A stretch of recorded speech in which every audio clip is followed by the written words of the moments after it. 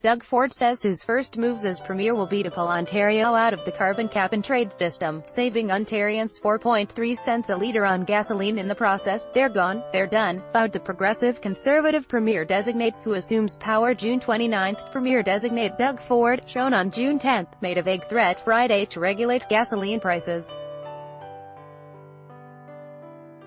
"Nothing drives people more crazy than on the weekend mysteriously all these prices of gas go up," he said. Marta Iwanek, the Canadian Press file photo, upon the swearing-in of my new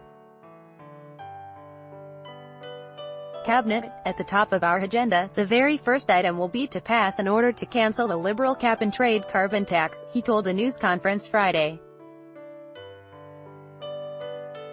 Ford also suggested that his government would move quickly to block weekend price spikes at the gas pumps, but did not provide details.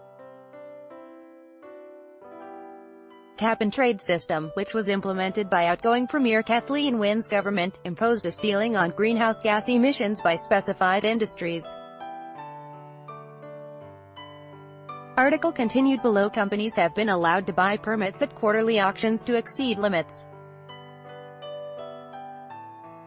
To date, the permits have raised $2.9 billion for programs aimed at reducing emissions in other ways, such as new technologies.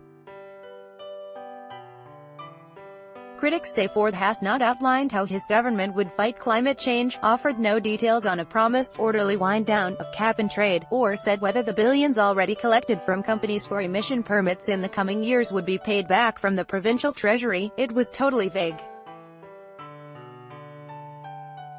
He didn't answer any substantial questions, said New Democrat MPP Peter Torbuns. Toronto Danforth Greenpeace said Ontarians may save money on gas but will pay the price in other ways, such as flooded basements from increasingly heavy rainstorms. By abandoning action on climate change, Doug Ford is simply raising the extreme weather tax, which is already wrecking homes, crops, and public infrastructure, said Keith Stewart, senior energy strategist for the environmental group. Ford, who has previously said he believes climate change is caused by human activity, maintained Wynne's cap-and-trade program, which is run in conjunction with Quebec and California, is ineffective. The cap-and-trade and carbon tax does nothing for the environment. All it does is hurt small businesses and hurt families. Article continued below. Keith Brooks of Environmental Defence warned Ford is opening Ontario to lawsuits from its cap-and-trade partners for basically trashing the market without giving the required one-year notice of withdrawal. "I don't believe so.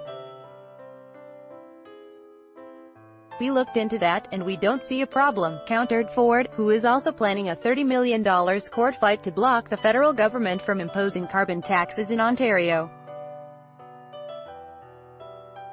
Asked about his government's plan to fight climate change, Ford said, "We are going to talk about that moving forward," and noted his platform earmarked more than $500 million for environmental efforts. "It is unfortunate to see Mr.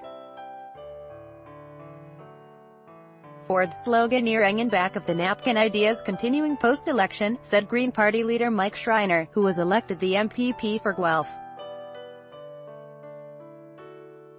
Ford did not say when Ontario motorists will see the price of gasoline drop 10 cents per litre, as he promised during the election campaign. That would be achieved by eliminating the cap-and-trade system, which accounts for 4.3 cents per litre, and reducing the excise tax by another 5.7 cents. The legislature is expected to return for a short session sometime in July. Ford would only say he'll be announcing the exact date in a little while. He also made a vague threat Friday to regulate gasoline prices. "Nothing drives people more crazy than on the weekend mysteriously all these prices of gas go up," he said.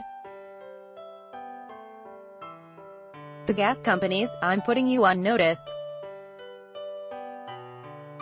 You aren't going to be playing these games out of the blue. It's not going to happen," Ford added, before walking away as reporters asked for more details. During the election campaign, NDP leader Andrea Horwath pledged to regulate gas prices by capping how much the cost per litre could be raised. That plan was expected to have set prices on Sundays or Mondays for the rest of the week. A study commissioned by the Ontario Energy Board last fall warned such measures do not necessarily work in favour of motorists, in part because they prevent price wars.